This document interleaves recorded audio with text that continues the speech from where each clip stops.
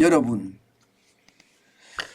급매물이 실종이 되면서 서울 아파트 값이 또 뭘까요? 물음표를 제가 써놨는데 올라간다는 뜻이.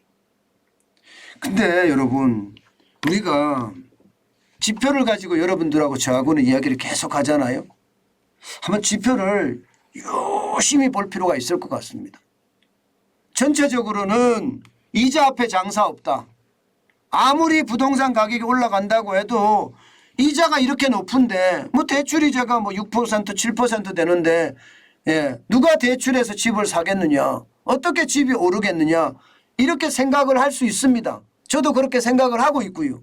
게다가 집값이 떨어지기 시작하면 역사적인 추세선으로 보면 3년이 기준이니까 3년 정도는 떨어지냐 이렇게 예상을 할 수 있어요. 과거 지표를 실제로 현재에서 대응을 해보면 말입니다. 그런데 이 지표들이 심상치 않습니다. 심상치 않습니다. 자, 여러분 이거 한번 보세요. 2월 서울 아파트 실거래가 변동률입니다. 플러스예요. 플러스예요. 이게 마이너스가 아닙니다. 그것도 1.55%입니다. 1.55%. 더 중요한 것은요. 1월에도 플러스였습니다. 0.81% 플러스였어요. 2월에는 1.5%가 플러스고요.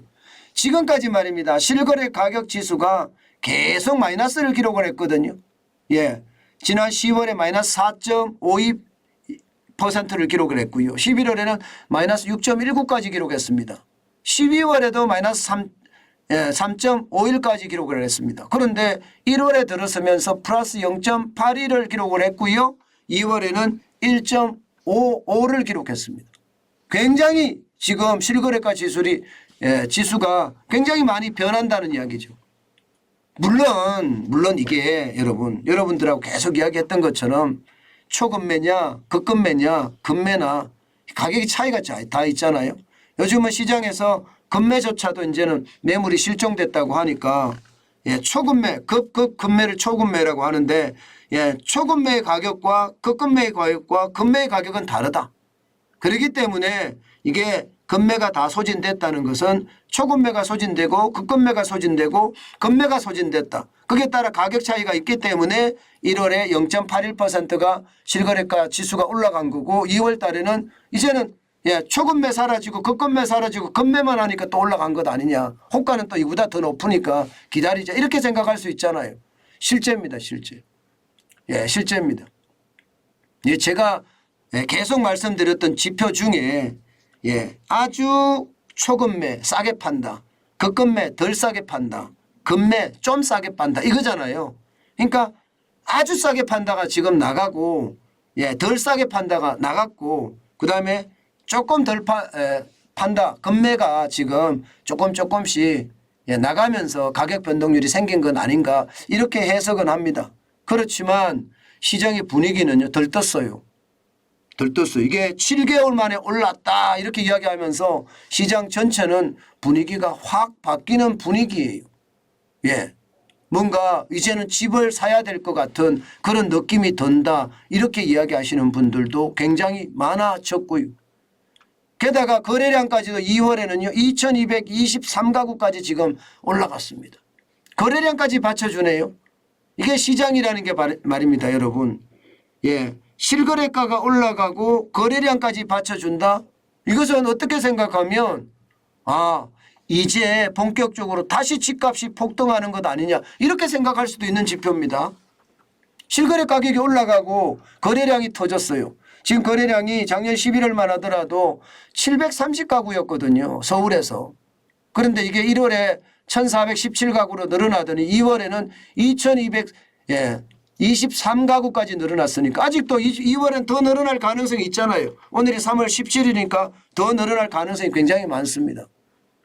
여기에다가 말입니다. 여기에다가 또 지표가 하나 더 있습니다. 이게 청약, 평균 청약 경쟁률 말입니다. 계속 올라가고 있습니다. 2022년 3분기가 4.3대 1이었고요. 4분기에는 3.6대 1이었는데 2배 됐습니다. 2023년 1분기 현재까지는요 6.2대 1입니다. 그러니까 지수가 그죠? 지수가 보면 실거래 가격이 올라가, 거래량이 늘어, 청약의 어떤 평균 경쟁률이 올라가. 요 세 가지만 딱 보고 있으면 여러분 어떻게 생각이 드세요? 아, 반등 시작이다. 이제 집값이 또 급등할 수 있다. 뭐 이렇게 생각할 수가 저는 있다고 생각합니다. 지표는 거짓말하지 않거든요. 저는 이 지표 반드시 여러분 집중적으로 봐야 될 지표다 이렇게 생각을 합니다. 그렇지만 이 전제들은 모두가 말입니다. 금리가 떨어질 거다 하는 예상이 전제가 되어 있습니다. 금리가 떨어질 거다. 실제로 말입니다. 서울 아파트 실거래가 가격 지수를 보면 143이거든요. 143. 1월에 말입니다. 이것을 보면 말입니다. 결국 말입니다. 전체 분위기는요. 아직까지 거품이 많다예요. 게다가 정부가 이게 올라가게 두지는 않을 거다. 이런 예측도 하고 있거든요. 다시 규제가 들어올 수도 있는 거고요. 시장의 분위기는 여러분 지표만 보고 오늘은요. 참고는 분명히 해야 됩니다. 참고는. 그러나 이게 계속해서 상승세를 이어갈 거다. 과거처럼 또 폭등이 일어날 거다. 그렇게 예상하는 것은요. 좀 섣부른 예상이다. 아직까지 좀 더 지켜보자. 실거래 가격 지수도 좀 더 지켜보고요. 올라간다는 신호는 분명히 있으니까요. 또 여기에 거래량도 좀 더 지켜보고요. 그리고 청약 경쟁률도 좀 더 지켜봐야 됩니다. 그러면 분위기가 좀 달라지는데 특히 말입니다. 3월의 거래량 반드시 좀 지켜봐야 된다. 저는 그렇게 생각합니다. 2월 거래량을 만약에 넘어선다. 그러면 이게 상황이 바뀌었다. 전환점이 됐다. 다시 말해서 떨어지는 게 멈추고 상승의 어떤 모멘텀을 가졌다. 이렇게 해석할 수가 있습니다. 현재까지는 아직 뭐 상승의 모멘텀이다. 이렇게 이야기할 수는 없지만 결국 말입니다. 시장에서는요. 그렇게 읽는 거죠. 금리 앞에 장사가 없다. 이렇게 읽는 게 아니라 금리는 이제 떨어진다. 금리는 이제 떨어진다. 이런 생각을 할 수 있거든요. 그렇기 때문에 시장의 변화가 굉장히 큰 건데 이것은 좀 더 지켜보면서 여러분들하고 다시 한번 흐름을 맞춰보자. 또 전망을 해보자. 이 말씀 드립니다. 분명한 것은요. 제가 꼭 말씀드리고 싶은 것은 이자 앞에 장사 없다는 말을 꼭 말씀드리고 싶고요. 집값 하락이 시작되면 평균 3년 정도는 떨어진다는 거.